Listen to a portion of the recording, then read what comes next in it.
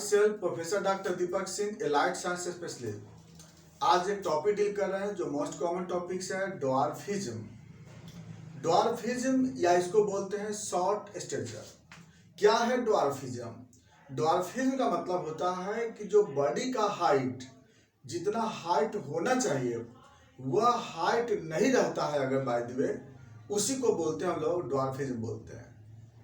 तो यानी जो बॉडी का हाइट, एक नॉर्मल हाइट कितना होना चाहिए?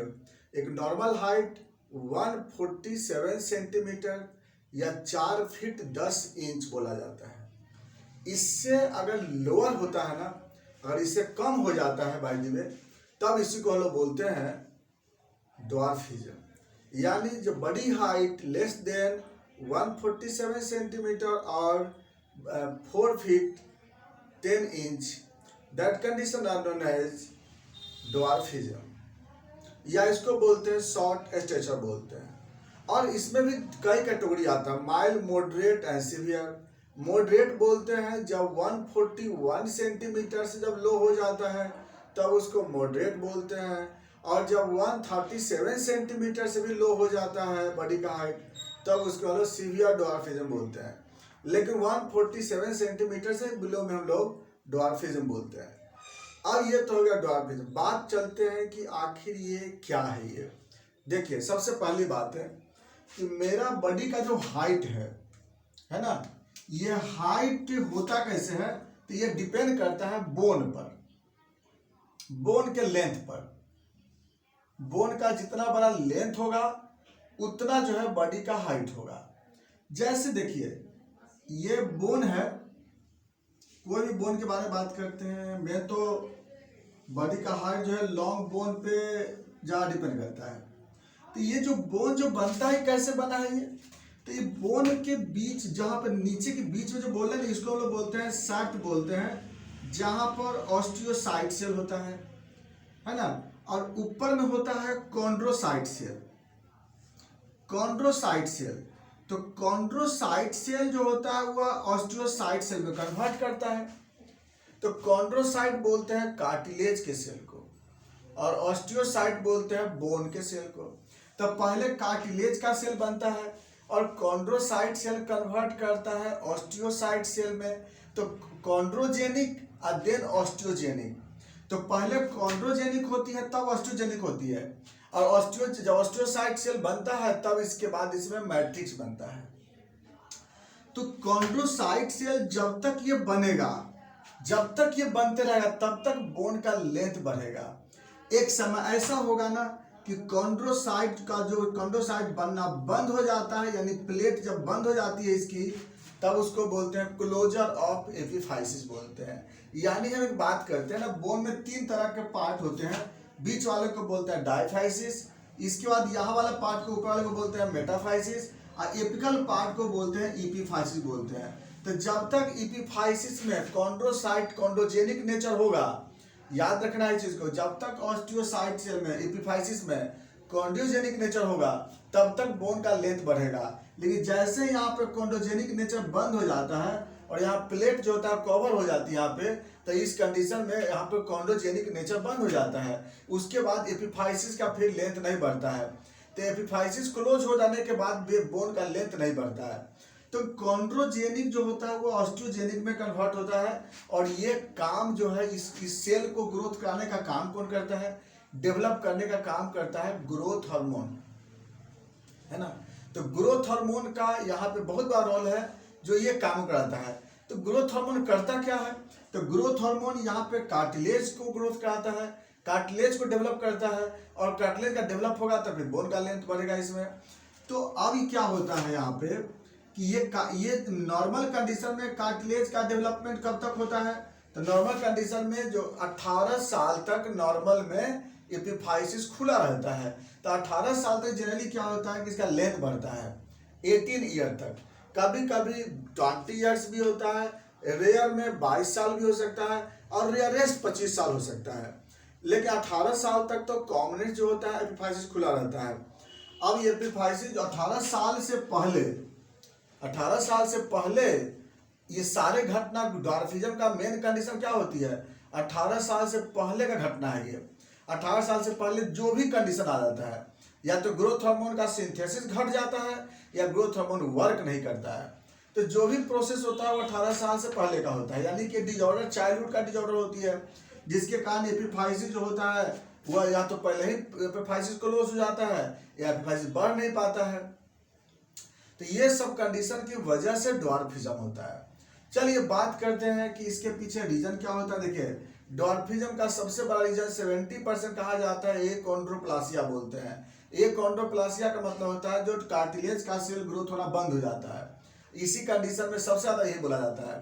और दूसरा जो होता है 30% में कुछ अदर फैक्टर होते हैं जिसमें कि इसको प्रमोट कर देता है इसके यहाँ पर एपिफाइसिस क्लोज होने के लिए, और उसके बाद जो होता है वह बढ़ नहीं पाता है। तो यहाँ पर इसको जो ड्वार्फिज्म में दो तरह के कैटेगरी होते हैं।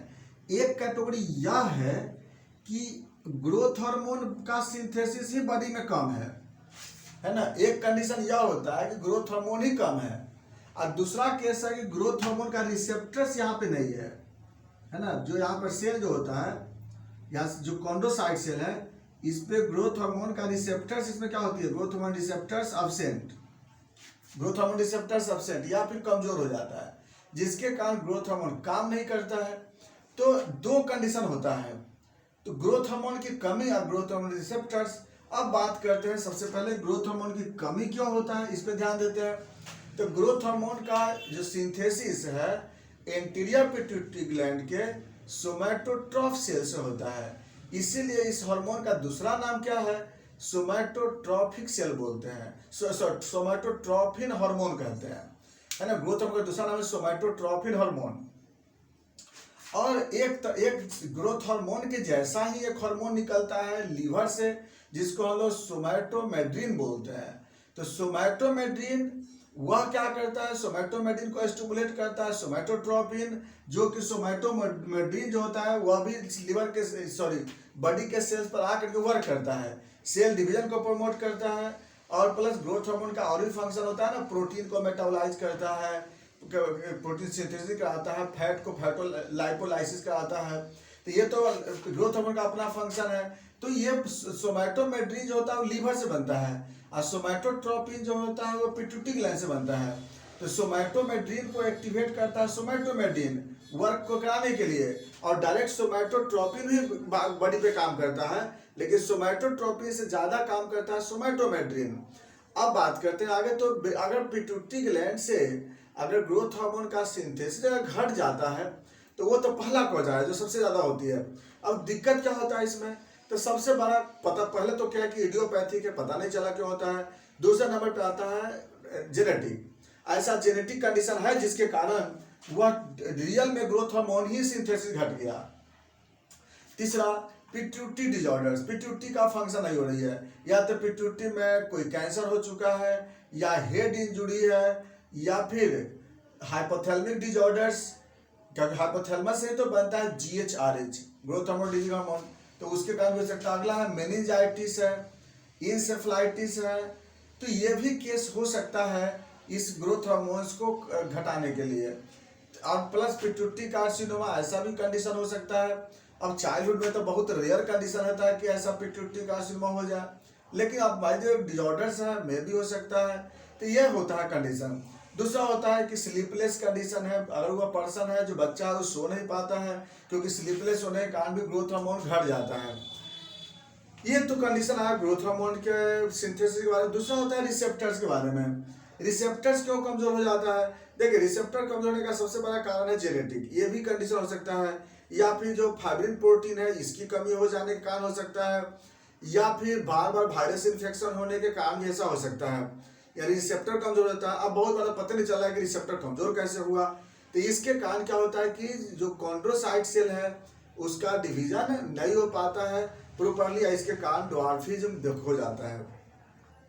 एक जो अलग तरह का ड्वार्फिज्म होता है जिसको अलग बोलते हैं थायराइड ड्वार्फिज्म, जिसको क्रिटिनिज्म बोलते हैं, तो वह एक अलग केस होता है। उसमें तो मेंटल रिटार्ड हो जाता है, मेंटल रिटार्ड के साथ साथ बॉडी का जो स्ट्रक्चर है वो भी आपका शॉर्ट रहता है।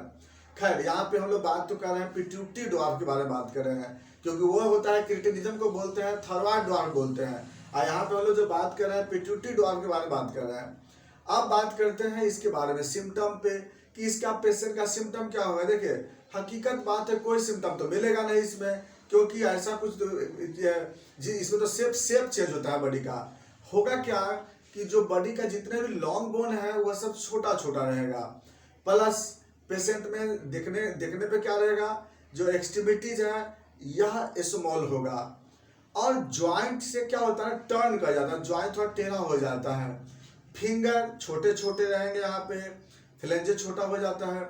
इसके बाद एक्सट्रीमिटी भी छोटा होता है। लेकिन एक बात है, जो ब्रेन का जो फंक्शन है ना वो बहुत लोगों में नॉर्मल रहता है।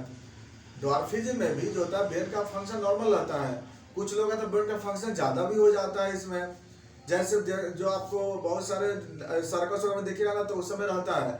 लेकिन क्या होता है कि थायराइड ड्वार्फिज्म में ऐसा नहीं है, उसमें तो ब्रेन का फंक्शन ही बंद हो जाता है। लेकिन पिट्यूटरी ड्वार्फ में ऐसा नहीं होती है। पिट्यूटरी ड्वार्फ में आपका सिप जो होता है, ये स्ट्रक्चर जो होता है बॉडी का वो छोटा हो जाता है। उसके बाद हाइपरटेंशन होने की चांस हो सकता है इसके बाद इसमें, और कोई ज़्यादा कोई खास कॉम्प्लिकेशन नहीं आता है। नेक्स्ट आते हैं इसका इन्वेस्टिगेशन। पता कैसे लगाते हैं, तो सीरम ग्रोथ हार्मोन का जांच करके देख लेते हैं। इसमें सीटी स्कैन और एमआरआई कराते हैं ब्रेन का, तो हो सकता है पिट्यूटरी डिसऑर्डर मिल सकता है। इसके बाद एक्सरे कराएंगे ज्वाइंट का, तो हो सकता है वहाँ पे गैप मिलता है, ये मिल सकता है आपको। बात करते हैं ट्रीटमेंट में, तो इसके लिए ग्रोथ हार्मोन का इंजेक्शन दिया जाता है, हार्मोन थेरेपी देते हैं। लेकिन वही है कि इसके लिए होना चाहिए, क्राइटेरिया होना चाहिए, बॉडी वेट 35 kg से ऊपर, जो एज है 18 ईयर से कम होना चाहिए, प्लस किसी तरह का और डिजॉर्डर्स बॉडी में नहीं होना चाहिए, जैसे ट्यूमर वगैरह नहीं होना चाहिए। ट्यूमर वगैरह रहेगा तो फिर ये मेडिसिन काम नहीं करेगी, बेटे तो फिर और ज़्यादा साइड इफेक्ट हो जाएगी इसमें। नेक्स्ट आते हैं हम लोग अगला, कि इसके लिए हम लोग होम्योपैथी मेडिसिन क्या करते हैं। होम्योपैथी मेडिसिन में इसमें अलग अलग कॉन्स्टिट्यूशन के अलग अलग मेडिसिन आते हैं। ब्राइटा कार्ब, ब्राइटाम्यूर, ये सब कुछ ग्रुप का मेडिसिन, या पिट्यूट्रिजम करके दवा आती है, ये सब अच्छी दवा है जिसको कि दिया सकता है। या फाइटोला का भी चलाते हैं इसमें। तो डिफरेंट टाइप्स के कंडीशन के अनुसार इसमें दवाई अलग अलग चलता है। इसमें अगर किस तरह का क्वेश्चन होगा आप जरूर क्वेश्चन कीजिएगा, बाकी बातें चलेंगे फिर नेक्स्ट वीडियो में। Thanks for watching.